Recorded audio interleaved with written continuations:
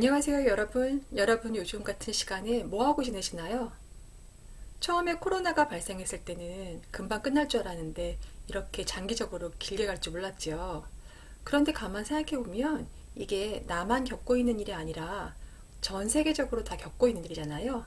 이런 시기에 어떻게 하면 조금 더 이 시간을 현명하고 지혜롭게 보낼 수 있을지 한번 생각해 봤거든요. 엎어진 김에 쉬어간다고요.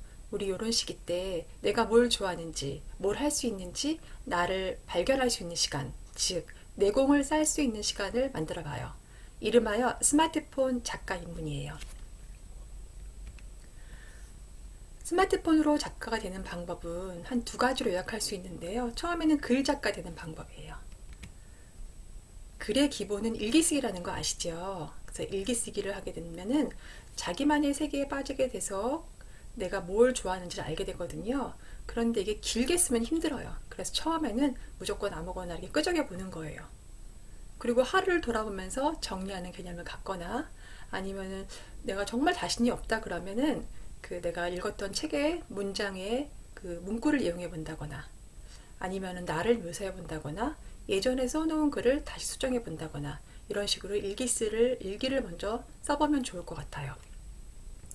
두 번째로는 우리가 내가 뭘 써야 될지 잘 모르잖아요. 그럴 때 주제 선정하는데 나의 삶을 쓸지 감사 일기를 쓸지 아니면은 식단 일기를 쓸지 여행 일기를 쓸지 이런 것들을 한번 생각해 보는 거예요.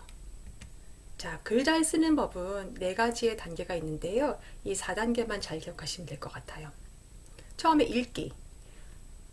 많은 문장이나 책을 읽으면 글을 쓰는데 참 많이 도움이 되거든요. 그 다음 생각하기예요. 내가 어떤 단어가 떠오르거나 어떤 상황이 떠오르면 그거를 스마트폰 메모장에 메모해 두는 거예요.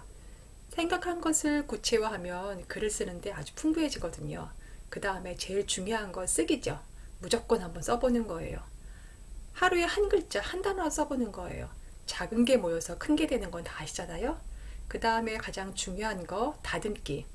여러 가지 써놓은 글을 갖고 문장을 잘 다듬어 가면 윤기 있는 글로 거듭나게 되죠. 자, 두 번째 챕터는 사진 작가 되는 법이에요. 사진을 선정해서 하는 건데 이거는 스마트폰으로 사진 찍는 방법도 있고 인터넷에서 검색하는 방법도 있고 사진 편집하는 툴을 사용해서 편집할 수도 있고 그리고 오래된 앨범을 스마트폰으로 찍어서 사진을 만들 수도 있어요. 그쵸? 사진 잘 찍는 방법은 헤드룸, 루킹룸, 초점과 중심만 생각하시면 돼요. 이 세 가지 단계가 제일 중요한데요. 헤드룸은 그 머리를 기준으로 해서 공간 확보를 말하는 거고 루킹룸은 바라보는 곳을 시선으로 해서 여유를 두는 걸 말하는 거고 초점과 중심은 아마 다 아실 거예요. 피사체를 잘 터치하고 그 다음에 누르고 기다려라.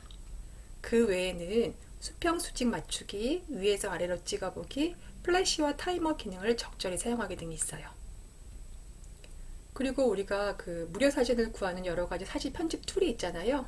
뭐 여러 가지 픽사베이라던가 여러 가지가 있고요. 사진 편집 툴을 이용한 여러 가지 그 앱들이 있는데 예를 한번 들어보면 사진 편집을 할 때 이렇게 액자에 넣는 방법도 있고 여행지에 가본 것처럼 꾸미는 방법 그리고 얼굴을 다양하게 형태를 변화시키는 방법 등이 있어요. 그러면 이제 글이 됐고 사진이 됐지요. 그러면 이 두 개를 적절하게 콜라보하면 좋아요.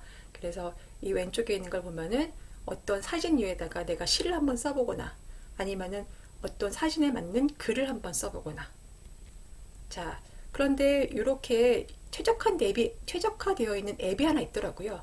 그 앱이 뭐냐면 세줄일기 앱이에요.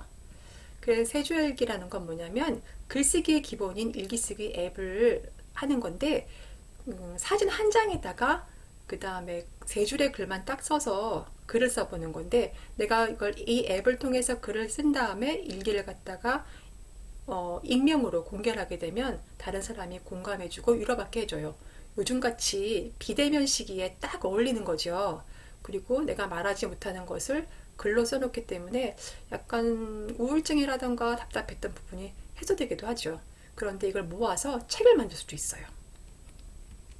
자, 그래서 세 줄기 예시를 한번 보면은 지금같이 코로나 같은 상황이 겹쳤을 때 신문적으로 신문에 관한 일기를 쓸 수도 있고 그 다음에 이걸 나의 삶에 맞게 쓸 수도 있어요. 그리고 우리가 매일 하루에 3번 또는 2번씩 받는 밥을 먹을 때 음식을 주제로 한 글을 한번 써볼 수도 있어요. 그리고 요즘 많이들 키우고 있는 반려견이나 반려묘들 있죠? 그걸 갖다가 반려견 1인칭 입장에서 한번 글을 써보면 아주 재밌는 글이 될 수 있죠. 자, 여러분, 제가 오늘 말한 거는 빠르게 얘기한 건 왜 그랬냐면, 이거는 오늘 그 스마트폰으로 폰 작가되기 프레젠테이션이에요. 그래서 제가 말씀드린 부분들을 단계별로 하나씩 알려드리고 나중에 여러분들이 책자화할 수 있게 도와드릴 거예요. 자, 어때요? 그 코로나로 힘들었던 부분이 우리가 그것만 탓하지 말고 엎어진 김에 쉬어가고 내공 쌓고 그러면 더 좋겠죠. 우리가 지금 웅크리고 있는 건 더 나아가기 위해서요. 그치요? 그걸 잊어먹지 마시고 다음 시간에 또 들어주세요. 감사합니다.